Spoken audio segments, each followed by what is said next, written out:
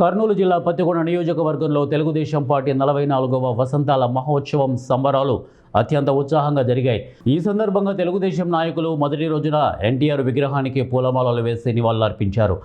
రెండో రోజున గ్రామాలలో ర్యాలీని నిర్వహించి ఎన్టీఆర్ విగ్రహానికి పూలమాలలు వేసి తెలుగుదేశం నాయకుల మధ్య కేకును కట్ చేశారు. ఈ కార్యక్రమంలో క్లస్టర్ ఇన్ఛార్జీలు, కన్వీనర్లు, కార్యకర్తలు, అభిమానులు, నాయకులు పాల్గొన్నారు. పెట్టుకున్నారంటే ఇది ఒక చరిత్ర.